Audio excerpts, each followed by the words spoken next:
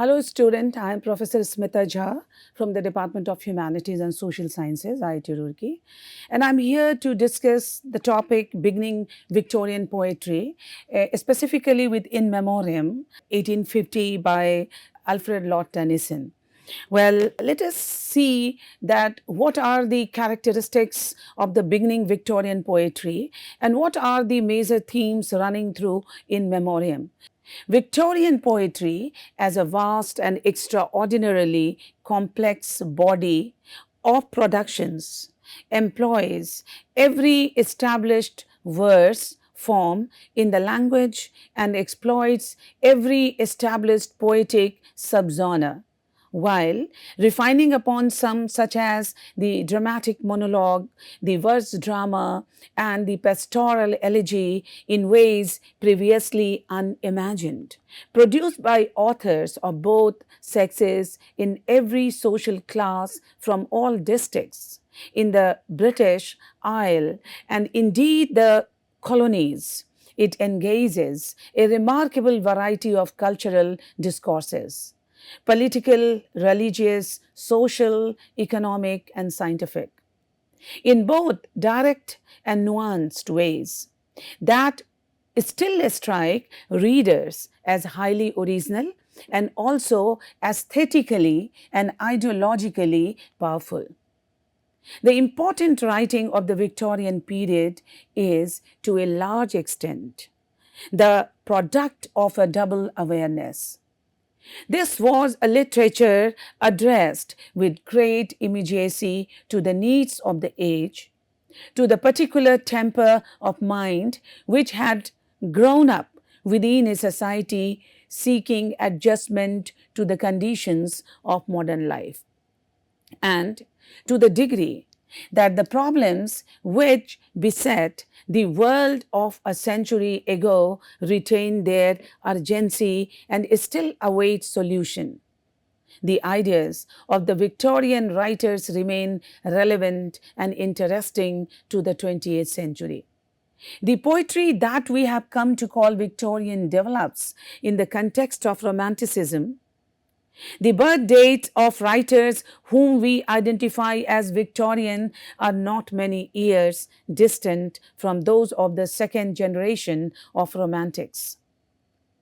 Nonetheless, these earlier poets defined what poetry was for the young Tennyson and Browning. When Browning first read Shelley at the age of 14 or 15, Shelley quickly became his god. In his early autobiographical poem, Pauline, Browning writes that Shelley's poetry seemed a key to a new world. When Tennyson, at 14, heard that Byron had died, he felt the world had come to an end. Melodramatically carving in stone, Byron is dead. Later, when Tennyson was at Cambridge, his close friend Arthur Hallam placed his poetry in the school of Keats and Shelley. Although Victorian poetics came to discuss itself from Romantic poetics, the first generation of Victorian poets initially saw themselves as writing in a Romantic tradition. Had the second generation of the Romantics not died so young, we would not have so sharp a sense of division between these groups of writers. Wordsworth, after all, was still writing poetry in the 1830s and 1840s and served as poet laureate until his death in 1850, when he was succeeded by Tennyson. Even in early Victorian poetry, however, we can see assumptions that would generate a distinct poetic project. Both Tennyson and Browning develop a poetic mode distinct from each other but with important points of contact that embodies a poetics from which most subsequent poetry of the century derives. Victorian poetry is a major re-evaluation of the genre by some of the foremost scholars of the period. In a work that is uniquely comprehensive and theoretically astute, Isobel Armstrong rescues Victorian poetry from its long standing sepia image as a moralized form of romantic verse and unearths its often subversive critique of 19th century culture and politics. Victorian poetry brilliantly demonstrates the extraordinary sophistication of the genre. At the same time, it presents a vigorous challenge to some crucial issues in contemporary Marxist, post structuralist, and feminist criticism. Tennyson's early poetry uses sense impressions. He constructs a scene through a combination of images that convey a subjective experience. Here, for example, is the first stanza of Mariana. With blackest moss, the flower plots were thickly crusted, one and all. The rusted nails fell from the knots that held the pier to the gable wall. The broken sheds looked sad and strange. Unlifted was the clinking latch, weeded and worn the ancient thatch upon the lonely, moated grange. In his review of Tennyson's early poetry, John Stuart Mill praises Tennyson for the power of creating scenery, in keeping with some state of human feeling, so fitted to it as to be the embodied symbol of it, and to summon up the state of feeling itself. This is a poetry whose focus is subjectivity, not as a universal category, the I of the romantic poet, but as a particular mood or character. Tennyson's development as a poet shows his sensitivity to the conflict that Mill's early essays on poetry reveal.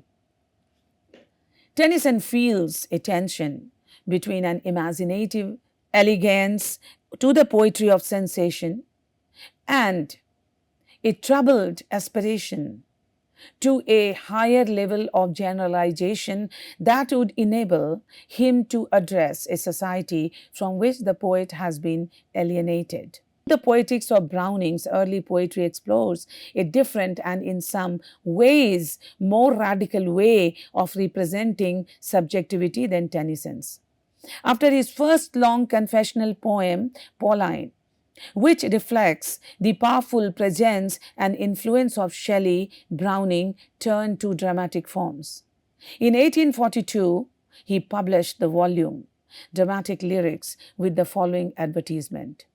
Such poems as the majority in this volume might also come properly enough, I suppose, under the head of dramatic pieces. Being though often lyric in expression, always dramatic in principle, and so many utterances of so many imaginary persons, not mine. Two things are significant in this definition: the combination of lyric and dramatic utterance, and the conception of an imagery speaker separate from the poet. Through his development of a dramatic principle for lyrical utterance in the form that came to be called the dramatic monologue, he can at once represent and question the nature of subjectivity, how the self creates a world and constructs the character of others to support its views. Through the speakers he creates, Browning explores the power and failure of language in representing the self and the way in which history constrains what his characters can see. His speakers range from madmen like Porphyria's lover or Johannes Agricola, who parody the romantic sublime, to historical characters like Cleon or cautious, who allow us to explore the limitations that one's place in history imposes on consciousness, to imaginary figures like Child Ronald, whose perception of the world we have a much smaller basis for judging. So, Tennyson and Browning's early poetics find their appropriate realization in short poems. In mid-century, both Tennyson and Browning write ambitious, long poems which nonetheless remain grounded in their early poetics. These two poets are pioneer if we talk of Victorian age.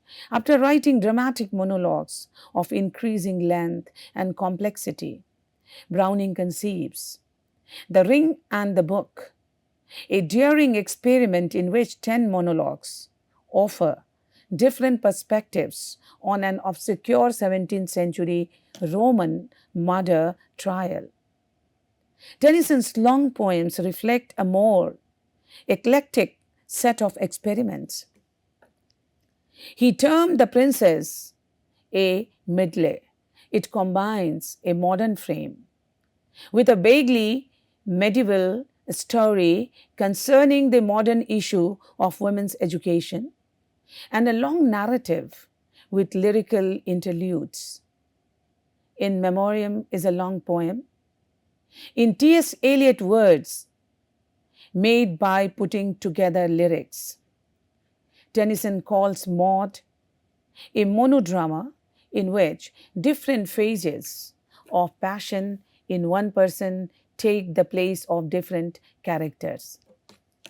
The Idylls of the King, the most conventional of Tennyson's long poems, is a set of 12 narrative romances, each of which focuses upon a character who offers a perspective upon the Arthurian idyll.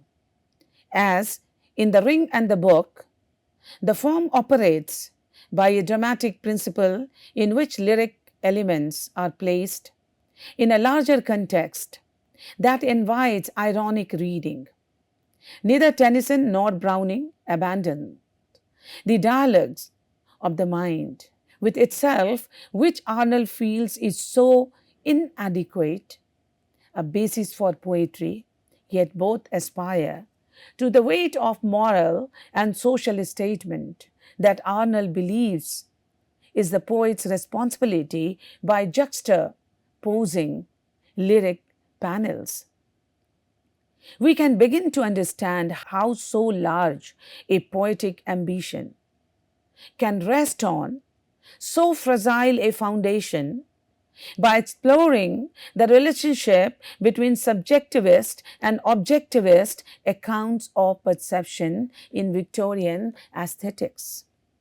Both Tennyson's and Browning's poetics seem grounded in an understanding of perception that traces the subjective organization of vision. Yet, Victorian aesthetics contains a number of powerful objectivist accounts of perception that emphasize transparent vision of the object. The hero as poet, Carlyle defines the ideal poet's sensibility not as a twisted, poor, convex, concave mirror, reflecting all objects with its own convexities and concavities, but a perfectly level mirror. He urges the poet, first of all, to see. The word that will describe the thing follows of itself from such clear, intense sight of thing. In the function of criticism at the present time, Arnold repeatedly describes the ideal in all branches of knowledge, including poetry, to see the object as in itself it really is. At mid-century, then, both Tennyson and Browning had evolved a distinct poetics from their romantic roots. Representation of a singular subjectivity in a dramatic context that allows ironic distance and implication. use of visual detail to mediate between subjective and objective ideas or perception. Experiments with perspectivism to generate large poetic forms with ambition of social and philosophical statement, and an embrace of elaboration in a style. Conservative critics like Arnold and Baggot understood the radical implications of this poetry and proposed, in reaction, a conservative poetics. For Arnold, the stakes were very high. He believed that poetry could replace religion and philosophy. It could interpret life for us, console us, sustain us. He placed upon it a responsibility for truth and high seriousness that neither Tennyson's nor Browning's poetics accommodated in the way that Arnold imagined. During the Victorian period, long held religious beliefs fell under great doubt. An early blow to these beliefs came from the utilitarian followers of Jeremy Bentham. When seen through the eyes of reason, religion became merely an outmoded superstition. The torch of doubt was soon passed to the scientist. Geologists were publishing the results of their studies, which concluded that the earth was far older than the biblical accounts would have it. Darwin was swiftly building theories of evolution that defied the Old Testament version of man's creation. God was being replaced by the vision of a cold, mechanistic universe that cared little for our existence. Alfred Lord Tennyson was painfully aware of the implications of such a universe, and he struggled with his own doubts about the existence of God. We glimpse much of his struggles in the poem In Memoriam, A.H.H. written in memory of his deceased friend Arthur Hallam. The poem seemed to be cathartic for Tennyson, for through its writing, he not only found an outlet for his grief over Hallam's death, but also managed to regain the faith which seemed at times to have abandoned him.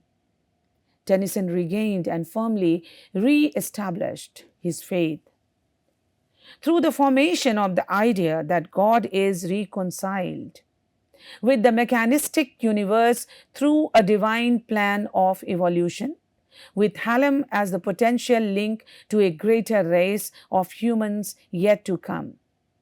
In the first of many lyric units, Tennyson's faith in God and Jesus seems strong. The increasing threat posed to religion by science does not worry Tennyson here, as he believes that our increasing knowledge of the universe can be reconciled with faith, saying, "Let knowledge grow from more to more, but more of reverence in us dwell, that mind and soul, according well, may make one music as before." Tennyson's mourning for his friend Arthur Henry Hallam and his compilation of In Memoriam was not to show his mastery over discourse of reason, but to challenge reason and rationality during the age of enlightenment in Europe. To enhance the effect of religious imagery, Tennyson introduces metaphysical elements in his poem. The poem is divided in 131 cantos and a prologue and epilogue. But when it is considered as a whole, there is almost a conscious attempt to move against the prevalent flow of scientific and rational thought process. The thought process of Tennyson in the poem is primarily propelled by the intense grief he feels for his friend. The tone of soul-searching in the poem arises from that sense of grief.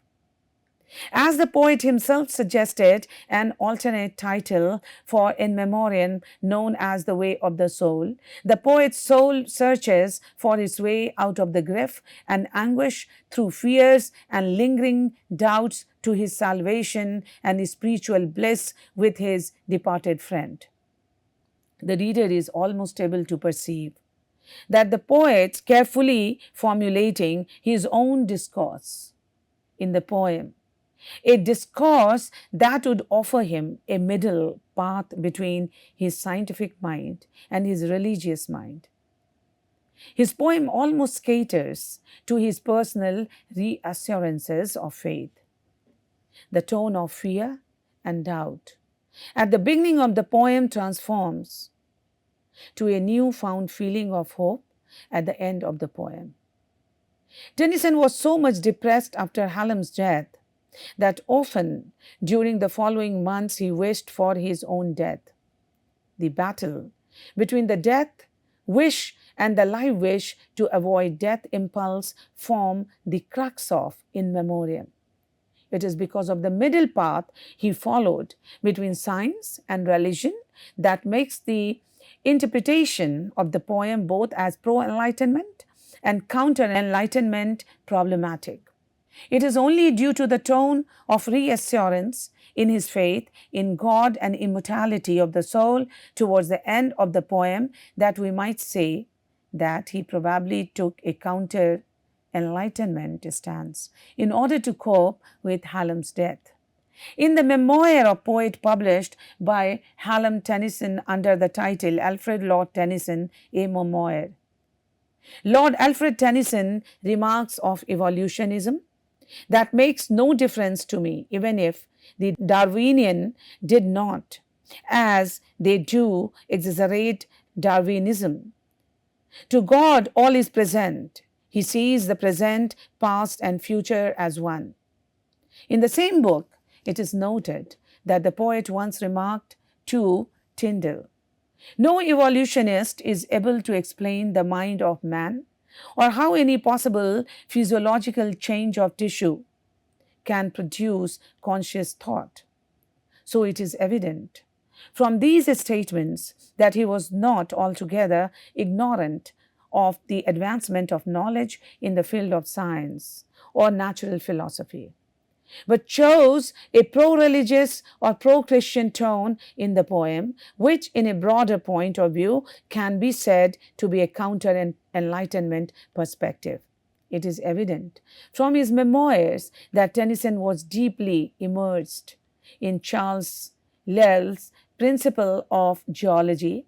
It was a seminal text in the field of science, which outlined the prevalent geographical and evolutionary factors that shape the land formation of the earth.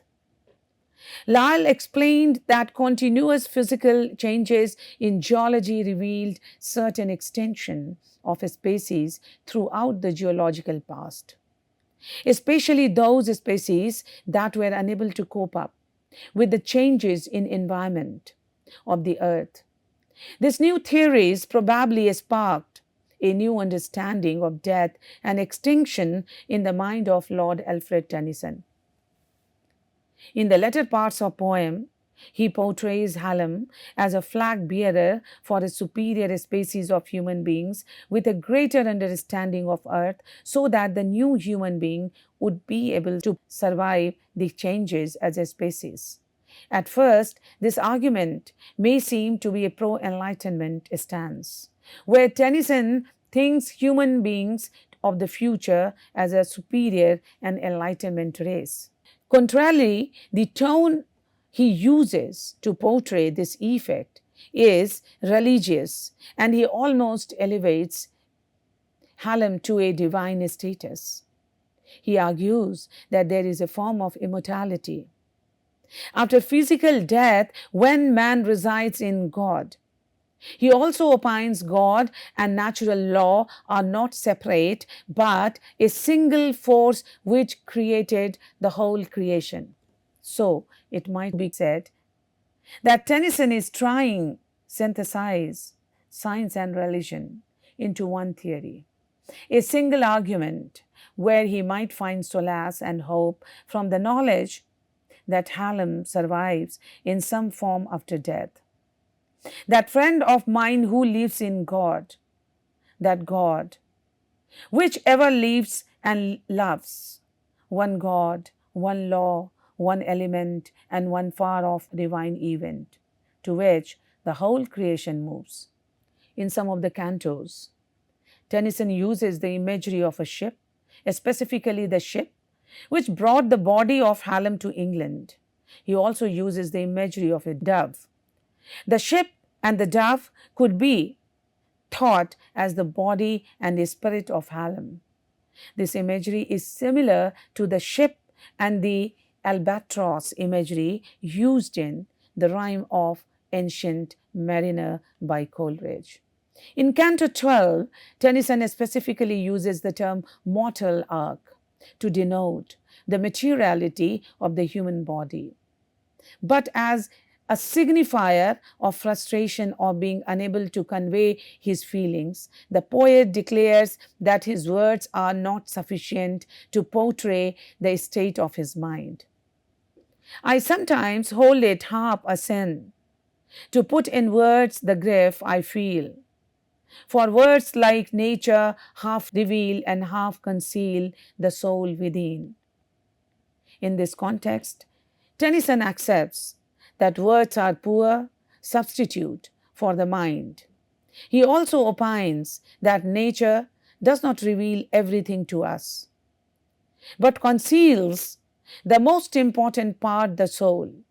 In this argument, firstly, Tennyson accepts the existence of a conscious but discarnate entity within nature, that is the soul. Then he also sets the stage to counter both Lyell's and Darwin theories. Because according to the poet, both Lyell's and Darwin's studies on nature may reveal the bleak side of the natural evolution, but cannot reveal the truth behind those theories, as their works would be composed of words which are, from the poet's viewpoint, are unable to reach the soul within nature. In Canto 95, the poet comes to a point where he completely digresses from the scientific tradition of the Enlightenment era and narrates a form of spiritual communication with the departed soul of Hallam. This canto rises to a climax as the spiritual union with Hallam had been previously anticipated from cantos 90 to 94. Almost all the themes, symbols, and images of the poem are central to this canto. This canto almost becomes the pivotal point of the whole poem, where all the previous doubts raised in the poem are put to rest and his faith is rekindled. From here on, the poem progresses with the stability of the inner peace of the poet's mind. Canto 95 also heavily featured the supernatural elements of the poem. The loss of words to express feeling is also a recurring theme in this canto. In Canto 95, the poet remarks, vague words, but how hard to frame. In matter, molded forms of speech, or even for intellect to reach through memory that which I became. The expression vague words along with matter molded might be thought as another counter-enlightenment stance, where Tennyson argues that material knowledge is almost futile in realm of metaphysics. And the spiritual world, he also argues that human intellect would be unable to reach or comprehend the metaphysical realm. The human intellect was thought to be one of the primary faculties engaged in interpretation of the nature. The argument that human intellect being unable to interpret the spiritual realm signifies that either the intellect falls short of its ability to interpret nature, or nature hides its soul or conscious entity, which makes it unreachable to the intellect. In the entire poem, doubt has always been portrayed in the negative light. It represents a hindrance for the poet to achieve the much needed spiritual clarity. But in spite of the critical doubt, the poem ends with a positive tone. An inner realization breaks the barriers that doubt created and brings about a self awakening which dilutes the boundary between life and death. The dawn, and died away, and east and west without a breath mix their dim light like life and death to broaden into boundless day. Lines from Canto 95. But in Canto 96, the poet again problematizes the argument by giving a second thought to the concept of doubt. The poet opines in the opening stanza that common people say that doubt is devil born. It leads faith astray, but Tennyson perceives blind faith as a dogma, one that hinders the process of inquiry. He opines that one has to fight doubt in order to overcome it. It might be argued that Tennyson was not fully able to rationalize his stand on afterlife, and there were some lingering doubts in his mind till the end. But instead of appealing to reason, the poet appeals to the reader's faith. So he kept the debate on science and religion open-ended, as he did not force his argument on the readers. With this, I conclude the whole discussion. And let us meet in another discussion, another lecture on the same Victorian literature with a different approach. Till then, thank you very much.